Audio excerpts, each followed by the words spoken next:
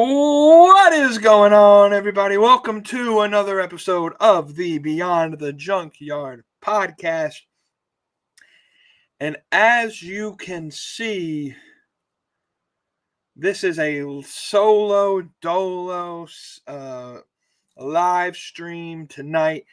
We're going to break down Jey Uso winning the Royal Rumble. We're going to break down a hot take of mine about Toni Storm.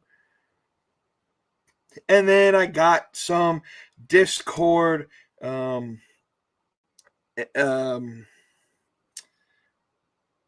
guess you could say questions or opinions that people in the Discord have left for me to give my wrestling opinion on.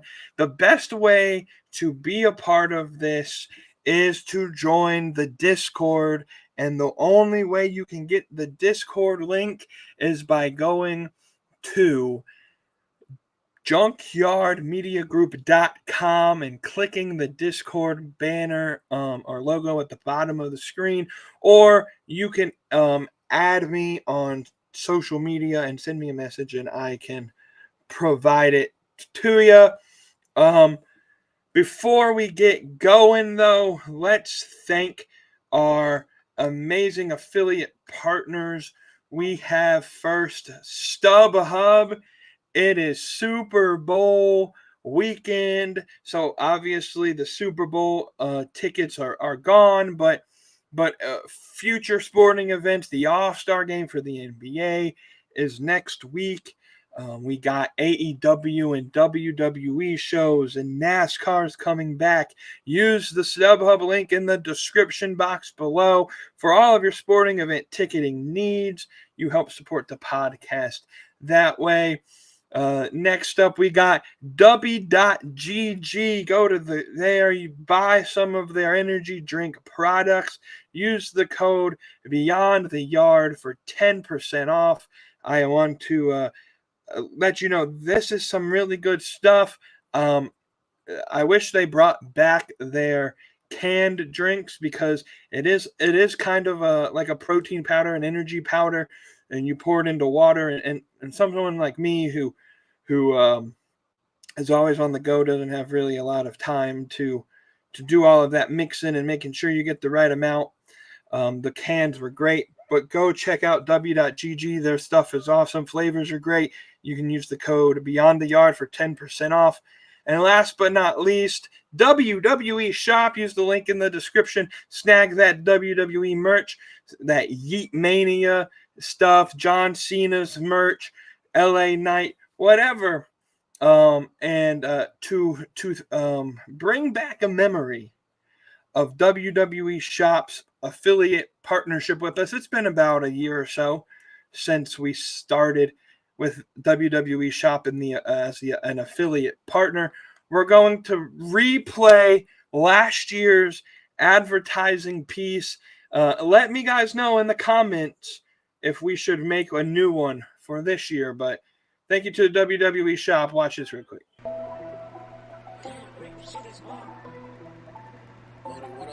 Junkyard.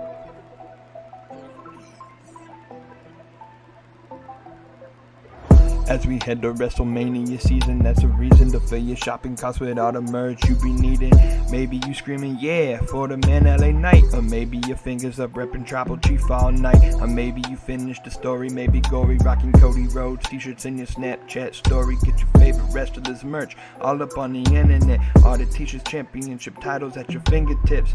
All you have to do is hit the link in the description. I can't forget to mention CM Punk can't be missing. Or else he may throw hands and make me feel for my life. Buy your shirt up in the shop and wear it proudly all the time. Thanks to WWE Shop for partnering with your boys. Click the link right now and fill your carts with even more. Yeah.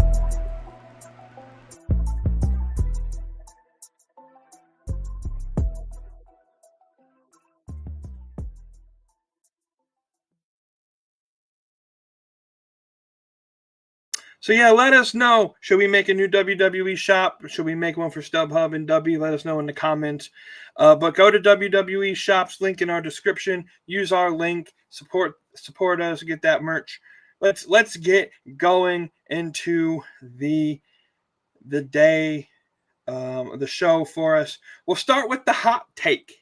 We'll start with the hot take about Toni Storm, and this is going to be a take. I think if you're a fan of the show, if you know how I think about pro wrestling, it's probably not so much a hot take. But if this is your first time listening, or if this is you're not really familiar with how I view wrestling, this might come as a surprise to you. Here's my hot take: Toni Storm is the best women's character in all pro wrestling. I don't know if you watched AEW Dynamite last night, but she pulled off Mariah May's look better than Mariah May pulls off Mariah May's look. Toni Storm right now, I'm throwing everything I can into Toni Storm. I'm sending her to the moon because her character transcends wrestling. She is very good at what she does.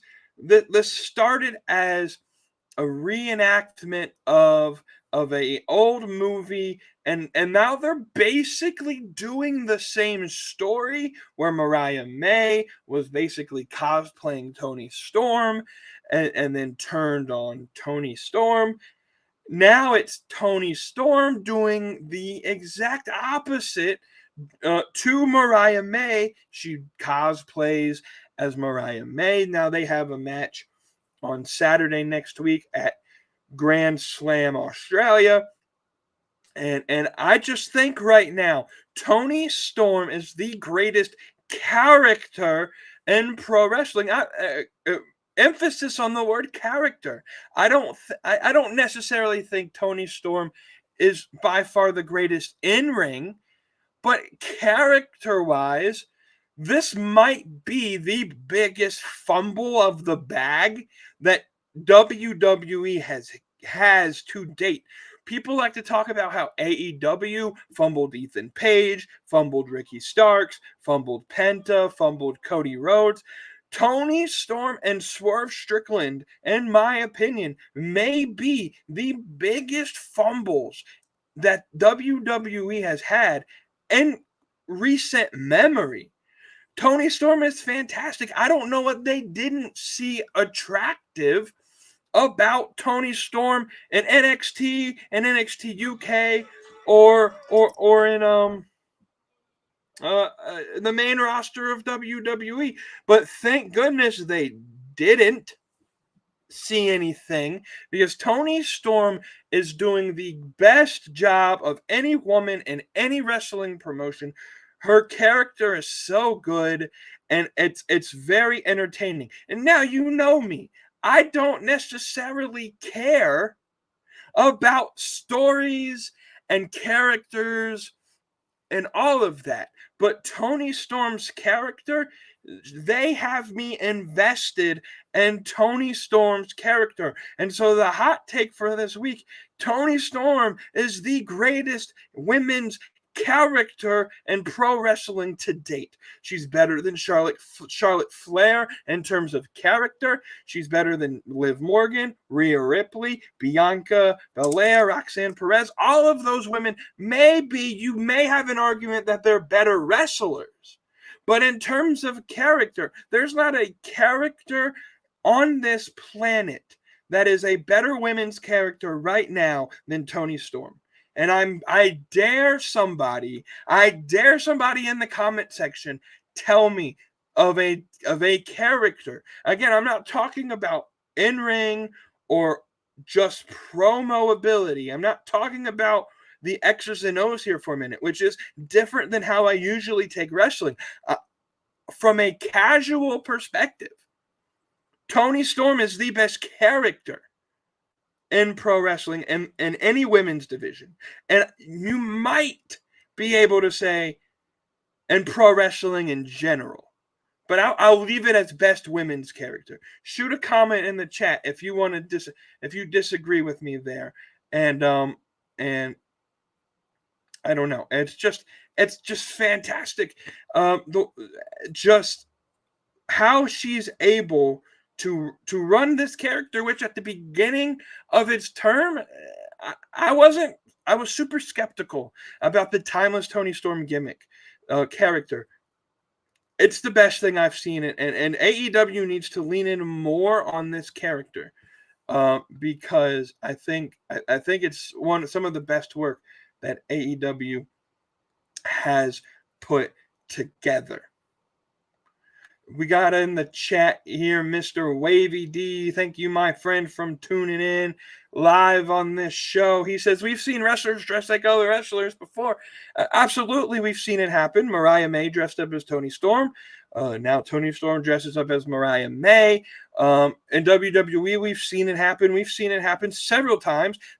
Yes, but I think outside of just what happened on Wednesday, I think the gimmick, the character in general, from birth to where we are now, is just the greatest thing that AEW has put together. And I think, again, just great overall women's character.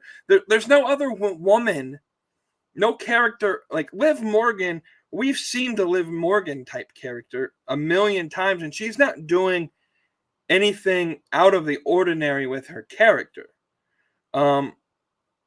There's not another woman on any roster that I think is doing something that I think is different, but yet at the top of its level. The vignettes she always puts together are great.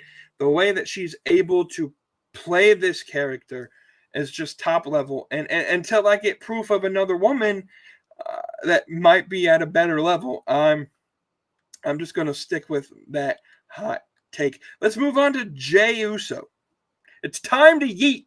WWE is seemingly putting all of their chips into Jey Uso. He gets his WrestleMania moment. And before Royal Rumble last weekend, everyone was of the assumption that John Cena would win and Cena would have his moment. But Jey Uso shocked the world and gets the win. I don't necessarily think this is the best long-term decision for WWE. I'm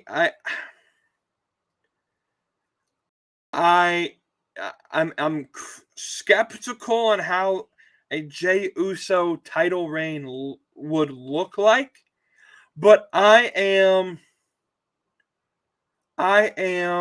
willing to give Jey Uso a chance. Why? Because for the same reason I was willing to give the Acclaimed a chance at AEW Tag Team Champions, for the same reason I was willing to give Bryan Danielson a chance when he won at WrestleMania 30. Because when the fans speak, your job as a wrestling company is to entertain the fans, and quite literally, they're your consumer base, to give them what they want, and they want Jey Uso. I made this point in not the Junkyard Media Group Discord page, but another Discord channel that I'm a part of, that Monday Night Raw this week, Jey Uso started the show. It was the best part of the show. And it made the rest of the show, like it was the rest of the show after the Jey Uso piece, the rest of the show it just didn't hit that bar. The fans were not as hype for the rest of the show. And we have Jey Uso, a guy who for many is just a tag team guy, now getting his singles push. And I think he will win at WrestleMania. Like I said in my predictions, I think last week, I think WrestleMania night 1 might be an all bloodline night of WrestleMania. I think we can build that night around every single member of the bloodline and have night 1 literally be the Bloodline's playground, and you could have Jacob Fatu in a match with you could have Tama Tonga in a match, you could have Jey Uso main event, Roman Reigns have a match, and The Rock could show up at some point, and then night 2 you can put everything else on night 2. But the Bloodline runs WWE and will run WWE for until Roman Reigns and The Rock and everybody retires.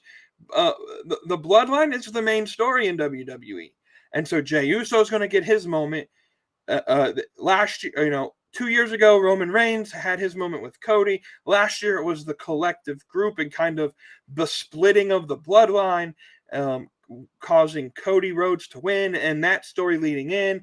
Cody finished the story against the Bloodline. This year, it's Jey Uso's turn, and so the Bloodline is always going to be the main story into WrestleMania week. So this is Jay's time. I think it'll be good, and Jay will get his win. He will win the world title.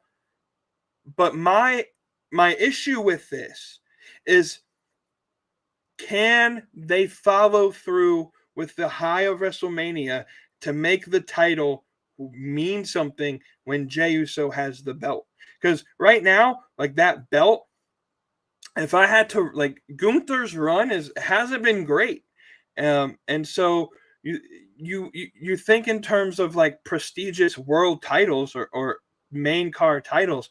Like, right now, you have Cody Rhodes as champion, Joe Hendry's champion in TNA, Gunther, John Moxley's champion in AEW, and I'm not a big fan of where the Death Riders angle is going.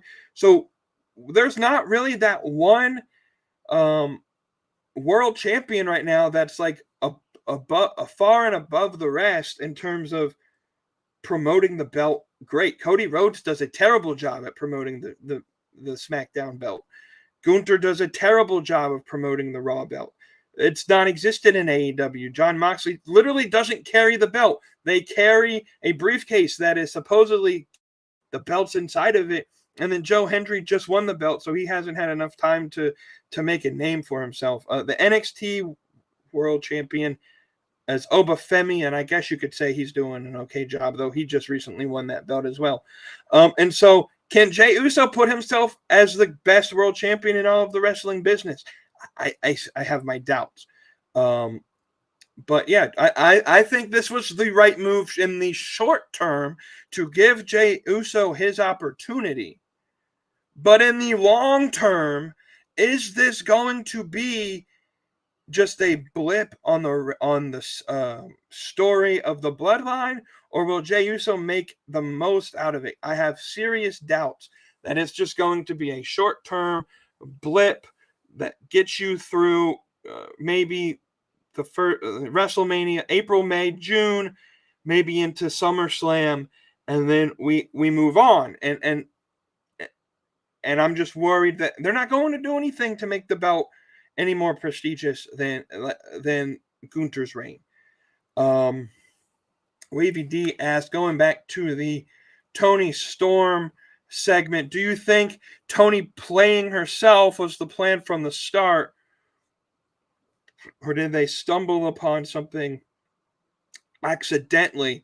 Are we referring to when the timeless Toni Storm character first began, or when she made her return? If we're talking from the beginning, yes, I think the plan from the beginning was to have this timeless gimmick. It's quite literally a copy of a movie that was put out in like the early 40s or 50s. In terms of when she came back, I think the idea that they were trying to perceive is, because I don't know if for those who don't watch AEW regularly, they might not have understood. They were showing timeless Toni Storm vignettes for weeks prior to her making her return, in the form of like scanning QR codes and little subtle hits, kind of like with Bray Wyatt when the Wyatt 6 debuted. And so if you weren't keen to that, I don't think, maybe you would think, oh, okay, well, well, Toni Storm's back. She's just playing her old gimmick, and I think that also was the plan of, oh, she has amnesia. We're going to get to a point where now I think where they kind of sped through how I would have done it. I would have had her come out as Rockstar Toni Storm, and then have her go through her Outcast days when she was with Ruby Riott and Ruby Soho and Saraya, and then have her then turn back into Timeless Toni Storm.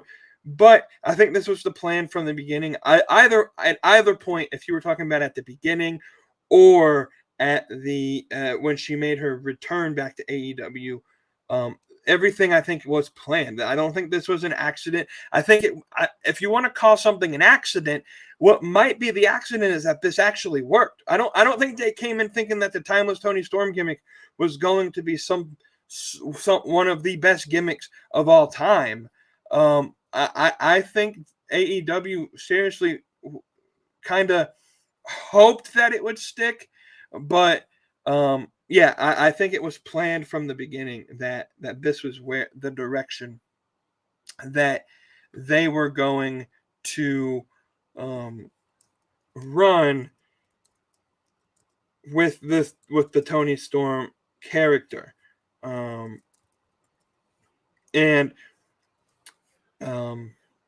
Yeah, guys, if you're watching this, tune into, go to the comments, leave some questions. We're going to hit these Discord questions, and this is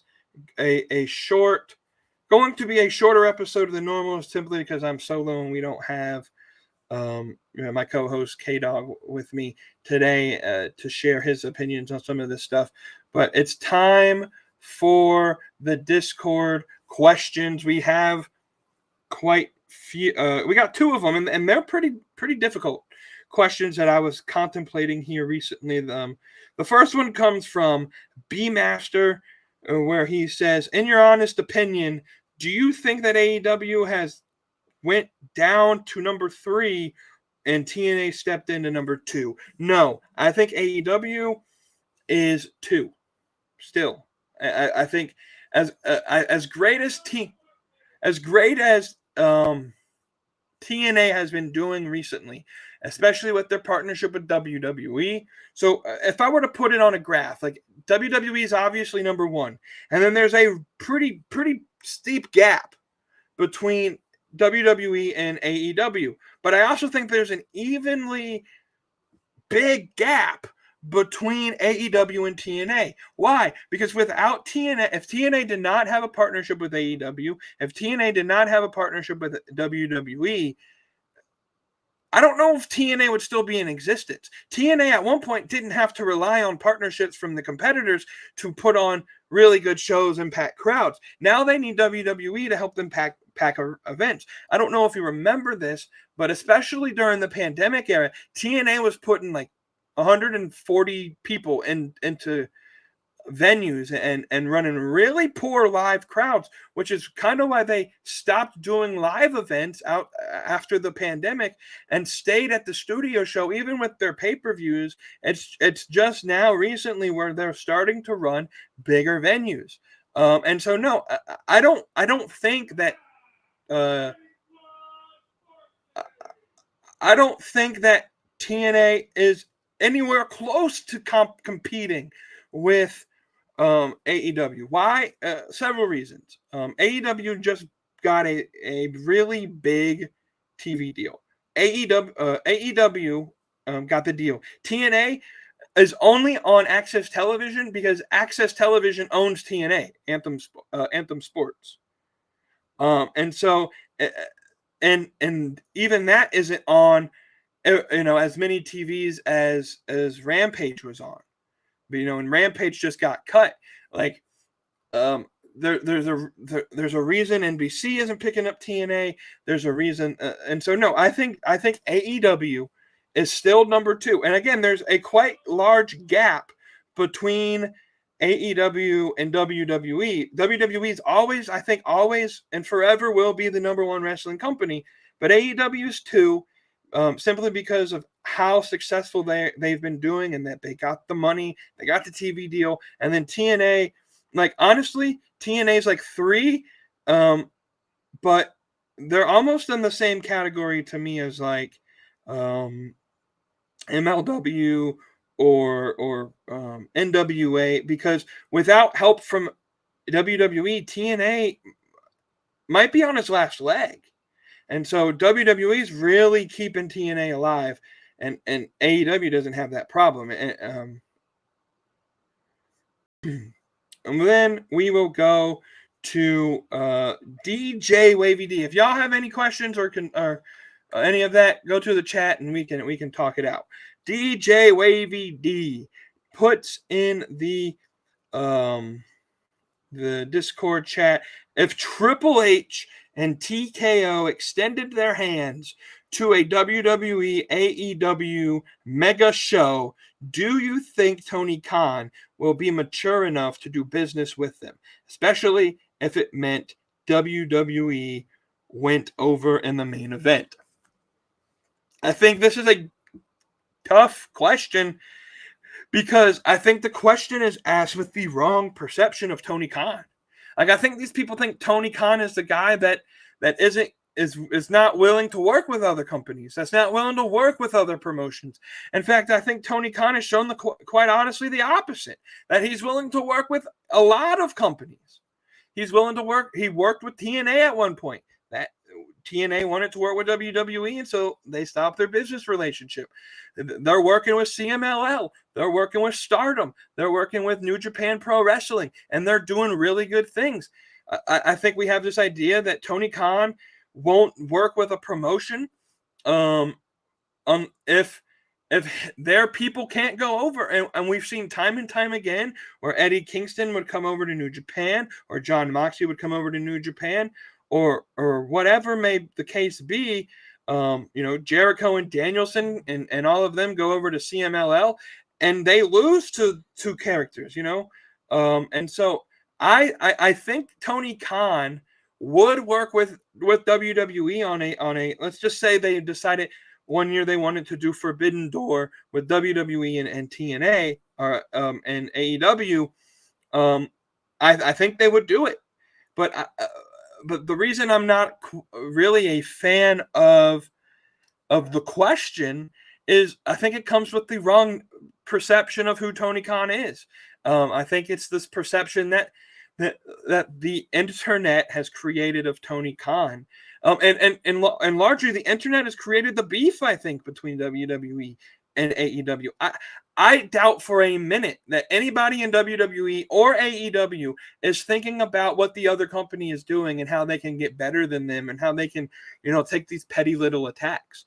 Some of that stuff does cross over and promos and things, but I don't think it's something that they think super hard and intently on unless the other attacks the other, And so Triple H attacks Will Ospreay, so Will Ospreay is going to make his remark like he should be. So I don't think that the beef between AEW and WWE is there at the corporate level. I think that's something that's just been generated online and social media.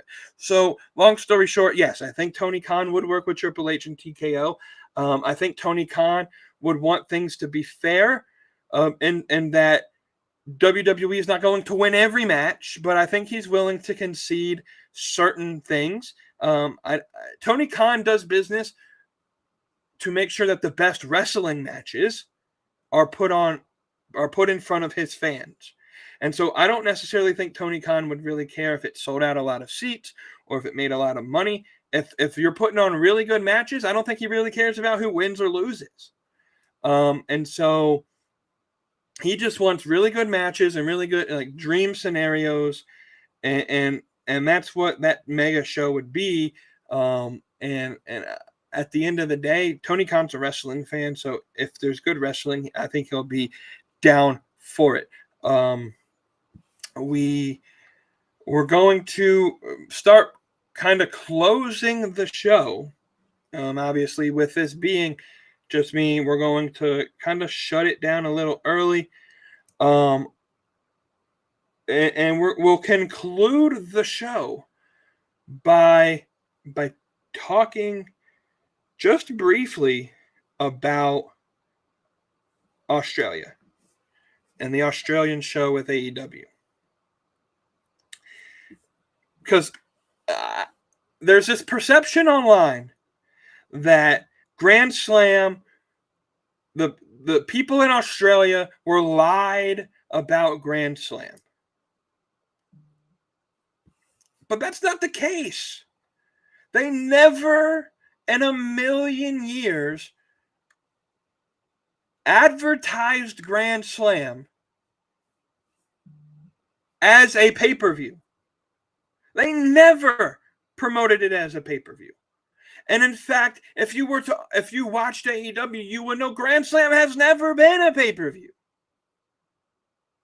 So these people they lied to the Australian crowd, starving for wrestling events, and they lied to them to try to sell tickets, and now they're trying to cover up for the fact they couldn't sell this big arena. They never promoted it as a pay-per-view. Just because we jumped the gun as fans and assumed that because it's in Australia, it has to be a pay-per-view, doesn't mean that their intention was for it to be a pay-per-view, and when they realized tickets weren't selling, they'll just make it a TV show. I think Tony Khan had no intention of making this a pay-per-view. They've done dynamites and collisions from venues that are not your average facility before. They've done episodes of Dynamite from the Jericho Cruise before. So they've done Grand Slam every year as a TV show. You had Dynamite Grand Slam and you had Collision Grand Slam. You had two versions of Grand Slam because they both were recorded on the same night. And now we're having Collision as Grand Slam Australia. So Tony Khan is not misleading people. He's not lying to people because they never promoted it as a pay-per-view. Now, where I do have an issue with Grand Slam is the fact that the time slot is not set in stone. It's immediately following the All-Star festivities next Saturday afternoon, Saturday night, which more than likely means somewhere roughly around 10:30 at night. You're going to run a taped version of a show that would be taped quite literally almost a full day before it's shown on TV. And so I'm not a fan of the time slot. I'm not a fan of how they've promoted the show. And so there are things to be mad about Tony Khan and AEW with Grand Slam.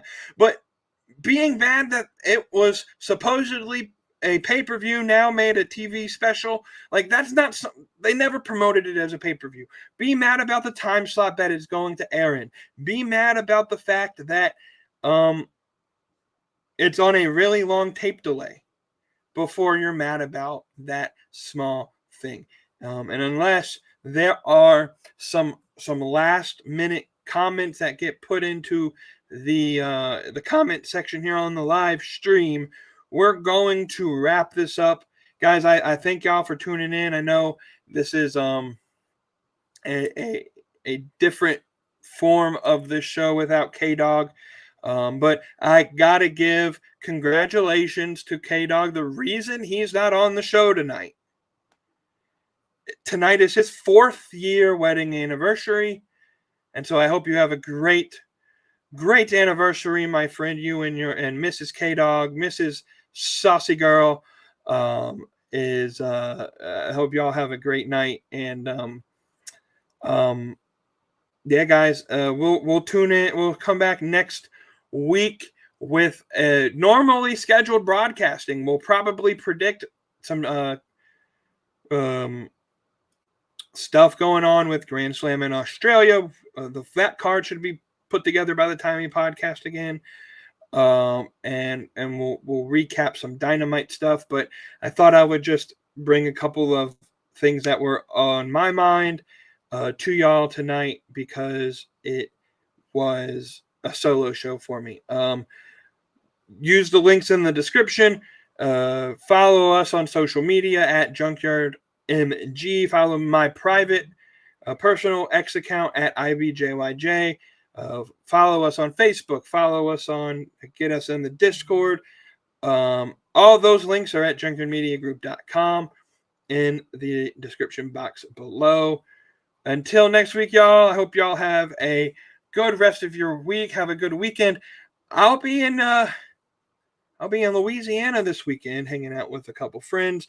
I wish I was going to the Super Bowl, but, well, just like my Buffalo Bills, I won't be anywhere near that stadium this weekend.